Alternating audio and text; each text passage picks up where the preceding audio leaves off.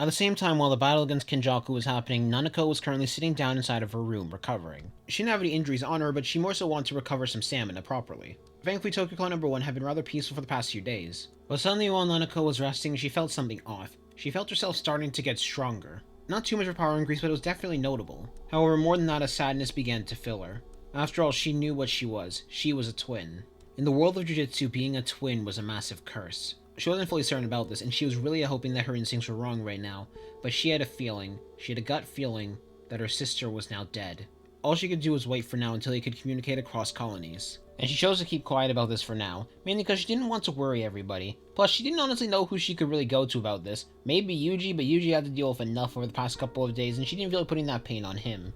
And she was really starting to realize how much she missed Geto, because she was thinking that maybe Geto would actually know what the right things to say right now would be. Little did Nanako know just how right her instinct actually was. On the 16th of November at noon, Maki's ending would arrive in order to pass the news they had gotten, meeting with Yuji, Megumi, Hana, Nanako, Jin, Kyoto, and Todo. Tengen had been captured by Kenjaku, and that especially was a shock to all of them. After all, with all the people they had there, Yuki Tsukumo, a special grade level fighter, 5 death paintings, a grade 1 sorcerer, and a child trained by Suguru Geto, and yet despite all of that power, Kenjaku was able to get through that and find a way. This proves to them that Kenjaku was someone who could only be taken down through non-ordinary means. Even Jin and Kyoto, who weren't that familiar with Kenjaku, knew who he was. After all, that was their creator. And to hear he was that formidable was certainly terrifying. But it was the next confirmation that really shattered Nanako. After all, it was confirmed to her that both Mimiko and Yuki Tsukumo were dead. Everyone else was heavily injured. The only one who wasn't truly that injured was Choso, and a shake went through Nanako's body, as cursed energy began to emanate from her. She was feeling rage like she had only felt once before, when she had learned Suguru Geto had died. But now her sister, one of her family members, was gone from this world as well. And despite not saying anything, the look on her face told them all what they needed to hear. The fact that she was determined to make sure no matter what that Kenjaku would be dead. What was even more terrifying was the fact that Kenjaku still had the lava cursed spirit around named Jogo, something Yuji still blamed himself for. After all, if he was more intentional of his finish, if he went back to check if Jogo was dead, none of this would have happened. He wasn't too sure who could take out Jogo. He was certain he could do it himself by this point, as well as Maki. He had a feeling that Jin and Kyoto on their own would be able to take out Jogo, but it wasn't certain. If the two of them were fighting together, though, they could definitely take him out. But still, with that in mind, they knew they wouldn't be fighting Jogo alone. After all, Kenjaku was still a threat on the field. However, there's something else that Yuji, Megumi, Todo, and Nanako were all able to feel. A change in Maki's demeanor from how she was before. She seemed so cold now. It was bone-chilling. Even Nanako, who knew Maki the least, could feel it. On the other hand, Hana, Jin, and Kyoto kinda felt really creeped out by Maki, so they kinda took a step away from her. And this news was rather worrying to them. Hearing a special grade sorcerer with that much help wasn't enough to take on Kenjaku would put a worry down anyone's spine, but there wasn't much more they could do about it. After all, what had happened already. Still, they were confident. Now that they had found the angel, all they needed to do was free Satoru Gojo and everything could be back to normal. And while they weren't fully able to counter Kenjaku's plan with the military, they were at least able to save some of their lives. And as they were thinking, a question entered into Yuji's head. As he asked, why hasn't Kenjaku started the merger yet? He has Tengen, so isn't there really nothing that can stop him right now? And hearing his cue, that was when a man decided to step out. The man who had predicted the attack of the government, Reggie Starr, as he walked over to them before saying, it's more than likely because he can't rather than he doesn't want to. No point in trying to wring your heads around his reasons when we don't even know where he is to stop him. Megumi agreed with Reggie on that one as well, so now they swapped their plan over to Tsumiki. The reason they had all entered the culling games in order to free them from the barrier, as well as the rules they were planning to add, which the 4 rules they had in mind were: Rule 1, transferring points, that rule had already been completed. Rule number 2, entry and exit of colonies. Rule 3, communication across colony barriers, and Rule 4, the ability to leave the culling games. Fortunately for them, they were no longer going to be at risk of anyone dying to technique lossage. After all, they could continue to constantly alter their points now through the swapping rule. And as they were discussing, this made them realize they were going to need to prioritize adding Rule 4. Rule 2 and Rule 3 might not be an issue with the culling games, but one of the barrier itself, as well as the fact that the angel was able to leave the barrier alongside Maki Zenin. And after discussing coming to their choice, Megumi asked the Kogane to add a rule to the culling games to allow players to leave the culling games, but to everyone's surprise, the Kogane denied the rule. Denied. That conflicts with Rule 7, the Kogane would say. And while it did take some time in order for them to properly figure out a way, it eventually led to the Kogane offering a way to make this possible. A way that would be quite simple. A player could leave with a substitute in the game by sacrificing 100 points and swapping with a player to invite them in the culling games. This was not a rule addition that they liked, but at the same time they could tell they weren't going to be able to bargain with the Kogane any further. Besides, they had more than enough points to be able to add in their rules and to get Tsumiki out of the culling games, and so long as they kept cycling points until they found a way out from the culling games aside from having to kill more players, things would be fine, so they ultimately agreed. 3 hours would pass. During this time, everyone had been placed on different parts of the map in order to separate so they'd be able to be prepared for when Tsumiki landed. After all, they wouldn't be able to predict where she would land. Jin, Kyoto, and Maki were each at different parts of the city, on a different corner each. Reggie had Hazanoki, Nanako, and Toto with him, mainly because of them not being as big powerhouses in comparison to the others, so good to say in numbers. Takuba was also there. Finally, Yuji was with Megami and Hana, waiting for them to arrive. Yuji had agreed to substitute for Tsumiki, as Tsumiki landed beside Yuji, catching the three of them off guard. Still, they were rather happy to see that things had gone well. In particular, Yuji was happy because of how well things had gone so far. Megami was mixed. A part of him was really happy for how everything had gone. He had been able to rely on his friends. They had been able to get his sister out. But at the same time, Megami felt incredibly useless. He couldn't even say he helped in getting Akari. After all, that was mainly Shoso and Nobara's doing. But that didn't matter. He was going to resolve himself to get stronger next time. He was going to make sure they could rely on him instead. So long as he got his sister back, things could finally return to normal. Though as they were talking, Yuji couldn't help but notice that their sibling relationship was definitely odd in comparison to his with his own brothers.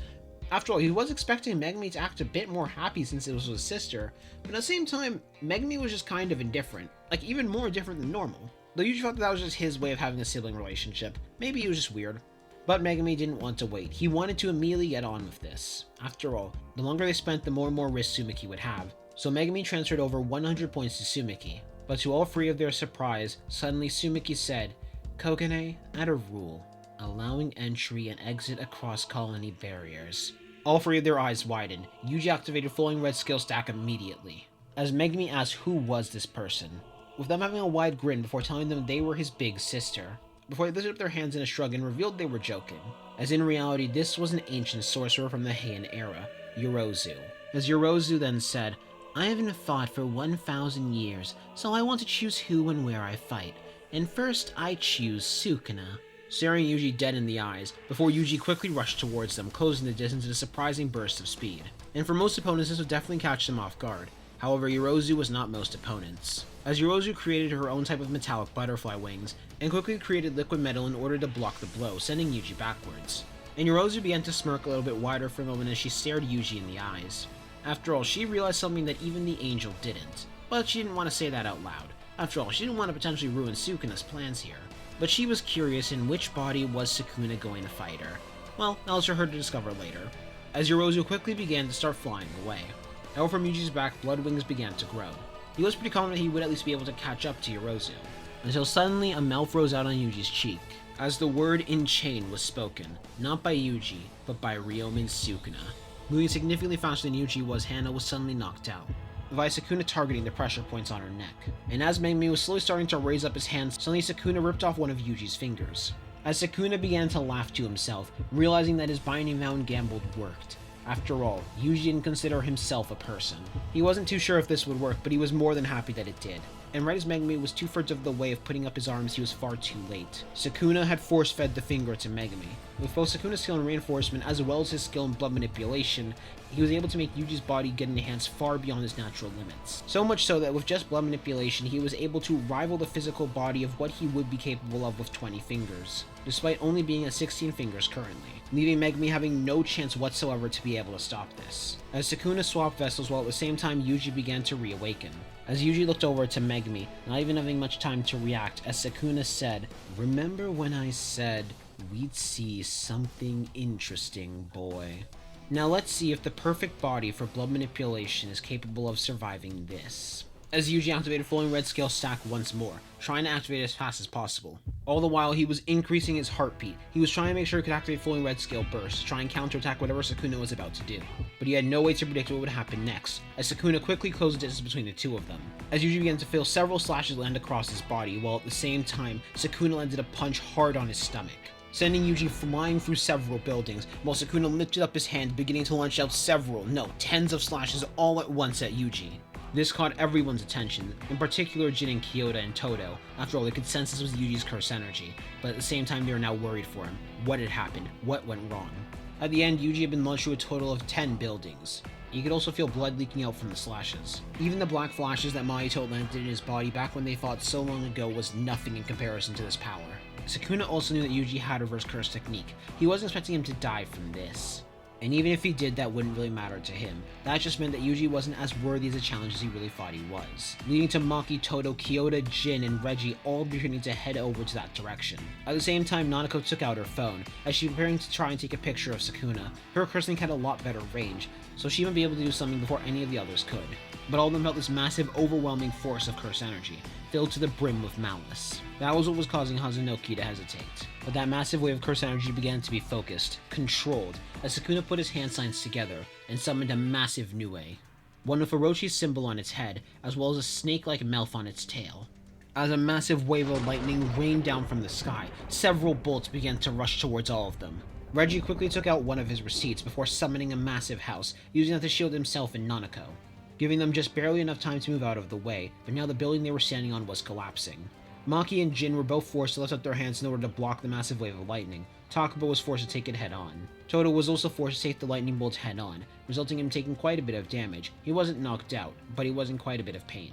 Kyoto was the only one that was properly able to avoid this damage by going into the shadows, using that in order to properly avoid the lightning bolt, as Kyoto had to wonder to himself what the hell was going on. But suddenly the entire sky ignited with a massive light, one of a symbol of Jacob's Ladder.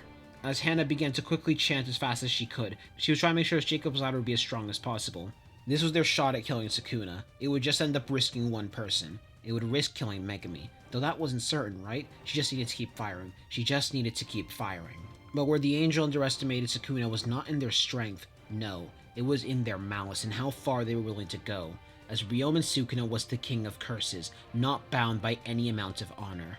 If it meant victory for him, then he would be willing to take it each and every single time, doing something despicable, impersonating Megumi, trying to pretend that he remembered Hana. And for the girl who wanted nothing more than to be with Megumi once more, it ended up working, as Sukuna embraced Hana before biting off her arm and throwing her off the building. However, before Hana could make impact with the ground, suddenly a dragon made out of shadows quickly caught her, leading Kyoto to look up towards Sukuna.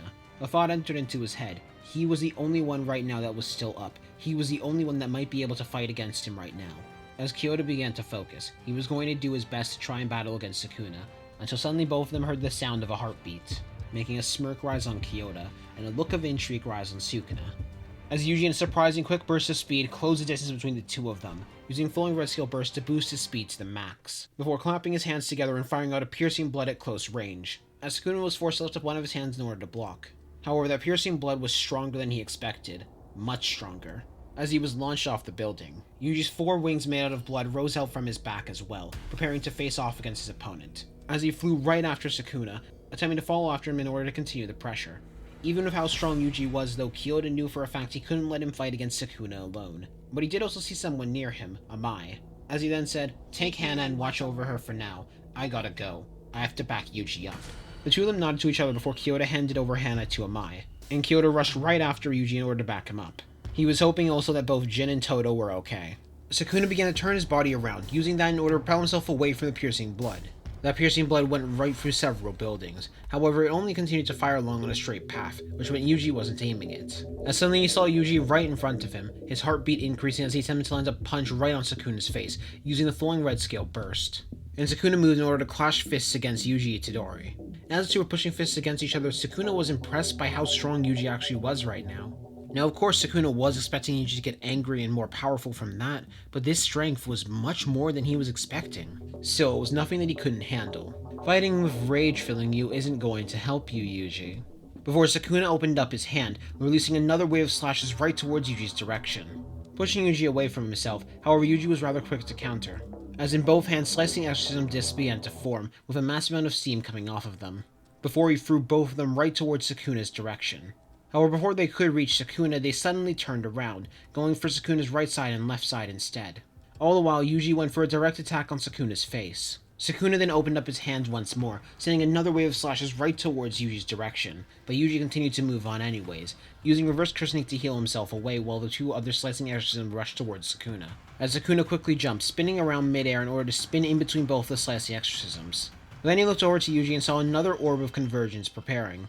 This was going to be another piercing blood. However, this one was different. It had a blood steam coming off of it. As Sukuna was realizing that Yuji was combining the blood manipulation's ability to control the temperature of the blood alongside the compression, making a significantly hotter piercing blood. And in Yuji's mind, due to Sukuna being up in the air right now, he shouldn't be able to dodge it, especially considering he doesn't have blood manipulation anymore, which means he shouldn't be able to fly.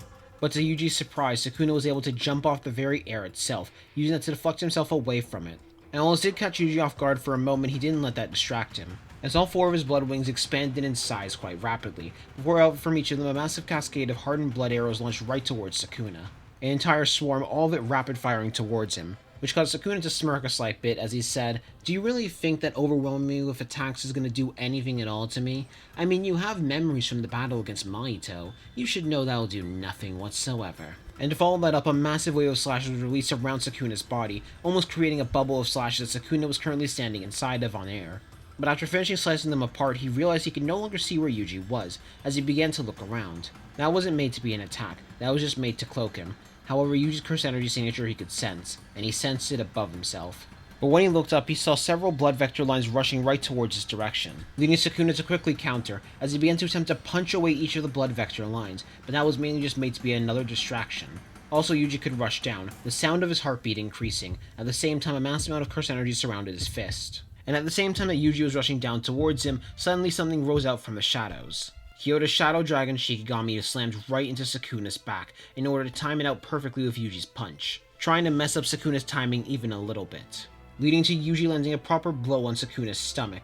However, Sukuna wasn't done yet, as he had to admit he was impressed, though he was expecting Yuji to be able to do that on his own, but at the same time, now he at least had 2 people that he could fight. Under normal circumstances, he would not be as okay with it, but this was one of the people he was a little bit more interested in. After all, he was an experiment in the same lines that Yuji was. So who knows, he might have that same potential. As Sukuna launched himself away, a smile rising on his face, while at the same time he was staring at Yuji and Kyoto. As Sukuna then said, I wonder which shadow will be better. And at the same time fighting against a blood manipulation user. I wonder, did Kenjaku find any curses that have to do with space? Now we'd have the whole recreation of the big 3 families. Though I must admit, Kenjaku is far more twisted than I thought. And Yuji began to continue his next assault, with Kyoto taking a step backwards in order to continue playing background support. While neither of them came up with a game plan or game strategy, he was more confident that the 2 of them could figure it out on the fly, same with Yuji. But as Yuji was continuing his rush, he had to ask, why can't you just live without causing suffering? Leading Sukuna lifting up his hand in the motion of a finger gun, before launching out an incredibly powerful slash right towards Yuji. Rather than a wave of slashes, he launched out a singular one. That slash cutting through a large portion of the ground as well, but Yuji hardened the blood in his arms, causing him to cough a little bit. While he was able to mitigate some of the effects of hardening the blood in his own body, he wouldn't be able to do so forever. He had been feeling the effects getting stronger and stronger, but still that was more than enough power to be able to defend himself. As Yuji then focused the blood towards his own hand, before releasing it and turning it into a blade, using the blood edge technique, mainly using it to attempt to increase the range that he had on his blade and attempt to land a slash on Sukuna. At the same time, Kyoto launched out several hands made out of shadows towards Sukuna, trying to hold him in each direction and make sure he wouldn't be able to deflect this attack, as Sukuna thought to himself that he might as well try out some things while he's battling against these 2. Leading to him calling upon the ability of Maximum Elephant and firing out a massive wave of water underneath his feet, using that massive wave of water in order to deflect both of the attacks away from him, before he unsummoned Maximum Elephant and instead made a blade out of slashes, before he rushed right towards Yuji. To me, the real question is, why do you care so much for those weaklings? As his blade clashed with Yuji's own blood edge. Why do such weaklings cling so fiercely to life? And while he was pushing against Yuji's own blade, he lifted up his other hand, launching out a massive slash right towards Kyoto's direction. And while Kyoto couldn't see the slash itself, he could see Sukuna's finger movement. He could tell by the spark of curse energy he was about to get hit by a strong attack, leading to him at the last moment moving into the shadows in order to try and dodge, but even though he did partially dodge, it still managed to hit on his side. As Sukuna's focus then returned back to Yuji, before he opened up his hand again, and launched out a massive wave of slashes right towards Yuji's direction. All the while he continued, how can a creature that falls apart at a touch say that it always wants to be happy? The helpless have no choice but to swallow the suffering life gives them. Leading to Yuji being forced backwards away from Sukuna. However, even though he was forced backwards, Yuji was able to notice the power wasn't as strong as he was expecting. While the pain was certainly there, it wasn't as strong as it was before. Was Sukuna underestimating him? No, he didn't think that was the case, as Sukuna looked down to his own hand, noticing a small shake there. Not just had Yuji gotten massively stronger, Megumi was fighting back as well. as Yuji slowly began to get up, calling upon all the blood that he had lost in this battle. As the blood began to surround him, hardening and almost forming into claws around his hands. No, it continued. It went all the way up his arms. As curse energy and rage emanated off of Yuji's body, staring down to Sukuna. Yuji's heartbeat also began to increase, preparing to use another flowing red scale burst. As Yuji said, "Then let's see if you can swallow my suffering." As a smirk rose on Sukuna, he had to admit he was impressed. He was expecting Yuji to have gone down several times by this point, but no, he was surpassing his expectations. Yuji might become an interesting opponent later on. He wanted to master the 10 shadows first and then face off against Yuji later. Right now, it truly wasn't going to be a good fight. But first, it seemed he needed to make Yuji submit, leading to him opening up his hand and releasing a massive wave of slashes right towards Yuji's direction. But Yuji forced his way through it. He forced his way and made his way towards Sukuna, while at the same time several shadow hands wrapped around Sukuna's arms and legs, forcing them away in order to make sure they couldn't hit Yuji directly. Kyoto was right now holding his side, with blood coming out of it, but at the same time he wasn't out yet either. He needed to make sure he could do whatever he can to support Yuji. As Yuji landed a hard punch right on Sukuna's face, launching him right through one of the buildings, causing Sukuna to cough up some blood. Before he looked down to his hand, surprised to see it was shaking right now, realizing that Megumi was fighting back, as he slowly forced himself out from the building. Yuji was starting to take heavy breaths as well, mainly because he was still getting used to this new amount of power, making it that much more draining on him. Before Sukuna suddenly sensed something on his left side. A massive burst of blue fire coming right towards Sukuna's direction. As Sukuna was forced to jump high into the air in order to avoid it, Jin had now arrived in order to back them up. However, as Sukuna was jumping into the air, something caught him off guard. A heavy punch landed right on his back, as Maki landed down right next to Yuji, with Jin and Kyoto also getting up, as Kyoto's body began to shift. Due to Kyoto's weird nature and odd body, he had several capabilities, one of which was using the shadows to close wounds. Sure, it still hurt and was going to damage his output, but he'd definitely be able to manage. As a smirk rose onto Sukuna, as he thought to himself, Nue's attack didn't damage Maki whatsoever. However, it did do some damage to Jin. Impressive. Both of these people aren't any small fries either. Still, even with this weakened output, I should at least be able to get away from them, so long as Aoi Todo doesn't join into the battle, though I used a bit more lightning on him in particular to make sure he would be more stunned. Yuji had so much anger filling his eyes right now, as he told them, "Kill Sukuna, he's not going to die." After all, he knew better than anyone else the resilience that Sukuna had. He knew better how to get Megumi out of this. As Jin, Kyoto, and Maki each nodded in agreement, preparing themselves in order to battle against Sukuna. As Yuji and Maki both rushed right towards Sukuna, Yuji's heartbeat increasing again, he was starting to get a better hang on flowing red scale burst. As a memory entered into his head of something that Sukuna did during his battle against Mahito. While he wasn't able to use flowing red scale burst at full 100% output the entire fight, he was able to use it to a certain degree, and that was done via constantly using reverse curse technique on his heart. All the while, Jin and Kyoto stayed back, as Jin lifted up his hands before releasing several bursts of fire towards Sukuna. And right as Yuji and Maki were about to reach Sukuna, suddenly they both jumped to the side, allowing the burst of fire to rush right towards him, leading to Sukuna launching out a wave of slashes towards the burst of fire, slicing through each of them before they could reach him, but Maki and Yuji took their chance, as both of them attempted to land a punch on Sukuna, leading to Sukuna being a bit slow this time to react. After all, he was still dealing with the bursts of fire coming at him. And while he was slightly able to move his body out the way, he wasn't able to do so fully, leading to both Yuji and Maki landing a punch on his side. And right as Sukuna was about to attempt to counterattack, suddenly he felt two shadows push his legs slightly, both the shadow hands being used in order to disrupt Sukuna's movements, giving both Yuji and Maki a bit more distance in order for them to move out the way, as both of them quickly spun before landing a punch right on Sukuna's chest at the same time, sending him flying backwards. And right as Sukuna was sent flying, Jin jumped into the air and launched a massive wave of fire right at Sukuna's direction. At the same time, Kyoto made two shadow hands wrap around Sukuna's legs, forcing him to get thrown right into the burst of fire, before Sukuna released a wave of slashes, slashing away both the fire and the shadows that was currently on him. As both Yuji and Maki rushed right towards Sukuna, the both of them moving at relatively equal speeds. No, Yuji was actually moving faster than Maki. However, Maki's reaction speed was still significantly faster, even with Yuji using flowing red scale burst, allowing the two of them to fight at a near even pace with each other. But in terms of physical strength, Yuji was actually quite a bit stronger than Maki. But while the two of them were moving, suddenly a bit of Yuji's blood actually went onto Maki's arms, reinforcing them even further by hardening, making temporary gauntlets for Maki to wear, as both Yuji and Maki went on an assault on Sukuna. Each punch was pushing Sukuna through several of the buildings, as Sukuna, Yuji, and Maki began to move through the air, Yuji for using his blood wings to fly, Maki and Sukuna both for hopping on air. As Yuji quickly jumped backwards, allowing Maki to take the direct assault, before Yuji flapped his wings, sending a massive cascade of blood arrows right towards Sukuna's direction, with Maki jumping out of the way, sensing it coming thanks to her advanced sensors. Sukuna lifted up his hand in order to release a massive wave of slashes in order to counter the wave of arrows coming towards him. That was when Jin and Kyoto rushed behind Sukuna, both of them landing a hard punch on his back, before Jin released a massive wave of fire at Sukuna at close range. The blood arrows was a distraction from Yuji for the two of them to make that move.